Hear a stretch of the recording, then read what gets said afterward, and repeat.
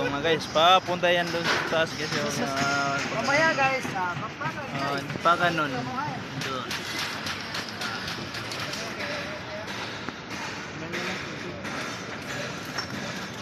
Master Pangs TV! Hi, Master Pangs TV! Master Pangs TV! Master Pangs TV, big shoutout sa'yo! Shoutout, shoutout! Brum! Shoutout Master! Master Pangs TV!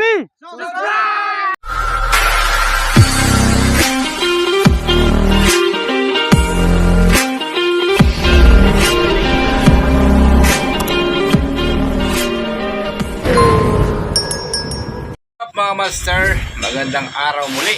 Ayan, good morning, good day. At sa lahat, kung saan sulok ka man ang mundo, sa lahat ng aking mga supporters sa YouTube, ayan, kumusta kayong lahat? So yun, for today's video mga master, andito tayo sa tower crane. Ayan, nakikita nyo na dito sa cabin.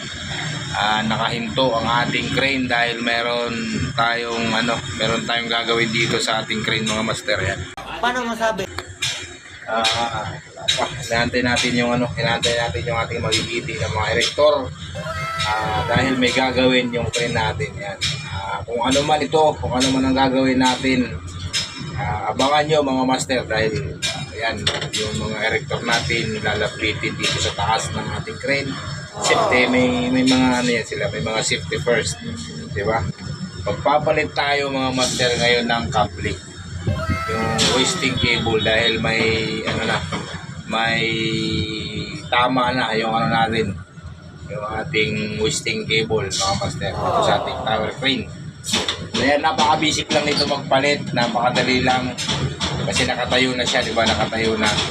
So paano siya gagawin? So mamaya abangan nyo ang ating vlog ngayon dahil ito yun. Ayan, pakishare na lang, pakishare at subscribe yung hindi pa nakasubscribe sa aking YouTube at pakipollow ng aking FB page. Yan. Hinahantay lang natin ang ating mga erector. Wala pa sila.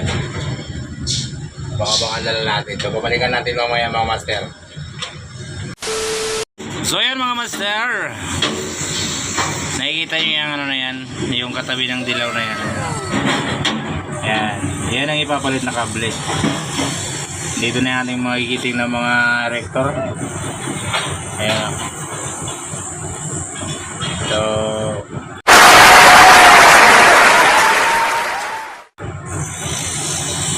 mag-start tayo mamaya kung paano nila diskarte na gagawin. Mabilis lang na na tirada. Babalikan natin mamaya. Ay naanda lang siguro yung working permit. Magpa-BP pa sila. So yun, babalik mula yung mga master ang inyong lingkod. Hindi na ako nakapag-video kahapon kasi nga nabot tayo ng gabi. So yun, ang topic natin, di ba? Kung paano magpalit ng hoisting cable dito sa tower crane nga mga master. So although nakatayo na siya, ayan, nakatayo na siya. Ano nga ba mga kailangan na para magpalit dito ng hoisting ng tower crane mga master, no? So ayan, unang-una kailangan natin dito ng mga erector, di ba? So yun ang unang natin. Tapos kailangan natin dito ng panalangin dahil nga aakyat tayo dito sa tuktok na yan. Yan, yung boom na yan. Yan, aakyat tayo dyan, aakyat yung mga erector natin dyan. So yun ang pinakauna doon.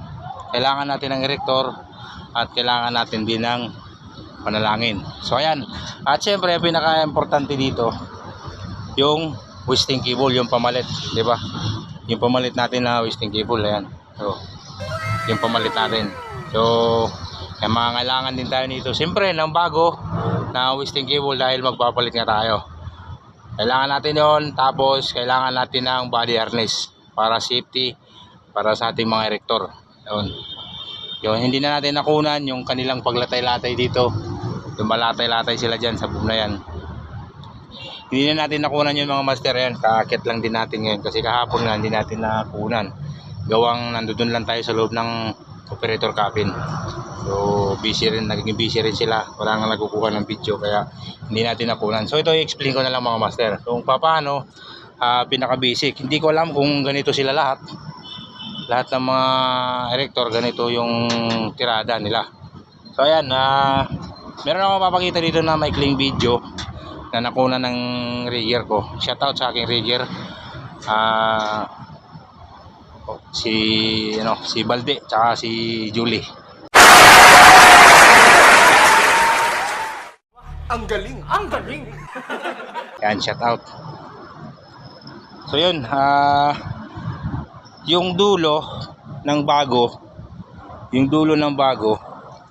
na wisting, i-welding lang doon sa pinakadulo ng luma. I-welding siya para pag binira mo yung wisting cable, yung wisting, pag binira mo siya, papasok na siya rito sa loob. Pag dandaan lang yung pagbira para kasi naka-spot yun. Ngayon pagdating dito sa pinaka, kasi may doon, nakikita nyo, may pulley doon sa dulo, yun may pulley yan doon. Ito, saan po yan? Yan, may pulley yan, may pulley. Pag lumagpas na dyan yung dugtungan at umabot na rito sa pinakababa, paikutin muna natin dito sa bull drum ng mga 7 ikot o kaya 5. Anong kalokohan pinagsasabi mo? Tapos tsaka natin siya lalagyan ng cable clamp. Pag nalagyan na natin siya ng cable clamp, puputulin natin siya para i-move out naman natin itong luma. Dito natin padadaanin, pupunta dito sa harap. Punta dito sa harap niya. Ito. Dito sa harap. Ngayon, pag nandyan na siya sa harap na yan,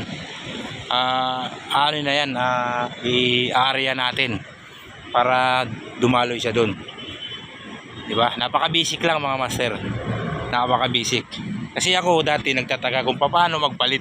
Paano ba magpalit yan kung magpapalit sila ng twisting cable? So ayun, meron tayo na experience dito sa ating inoperatan. Although bagito pa tayo sa pag-i-operate. So ayun, ang ating nasaksihan kahapon dito mismo sa aking ino-operatan na tower crane mga master. So ayun, nung naibaba na siya lahat, na bash out na natin lahat yung wisting, at ito na, tsaka natin naman ilalagay itong bago. Di ba naka-cable clamp lang siya kanina, naka-cable clamp lang siya. So ayun, ilalagay na siya natin dito. Ayan, nakikita nyo to. Ito yung pinakadulo niya. Hindi totoo yan. Bola lang yan.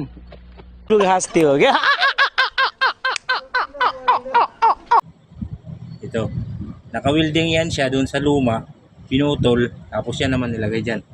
May lock yan. Diba? Kita nyo, may lock. So ngayon, mga master, ito na, bago na yung ating twisting cable. Diba?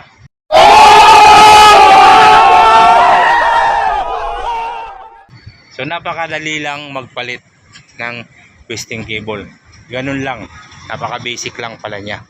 So ayun mga master, sana meron tayong sa mga nagtatanong kung paano magpalit ng twisting cable. Ganun lang kasimple, napaka-basic lang mga master. So yan, kung umabot ka dito sa video natin mga master, maaaring paki-subscribe at pakilimbang na rin ang ating notification bell para mas updated ka pa sa ating mga panibagong video. Yan. At siyempre, pa-share na lang. Share ng ating video para sa mga nagtatanong kung paano magpalit nga ng twisting cable. Yan. At kung ano pa ang ating masasaksyan dito, maaari kayong mag-comment dito sa baba kung ano pa ang mga katanungan, ano pa ang gusto nyo malaman. Baka sakali ako'y makatulong, ako'y makapagbigay konting kalaman dito sa tower crane nga. So pag mag-comment ka lang dyan, at mag-comment ka rin kung tagasan ka at saan umabot ang ating video na to. So ayun, maraming salamat sa lahat at ingat tayo lagi. God bless. Bye bye.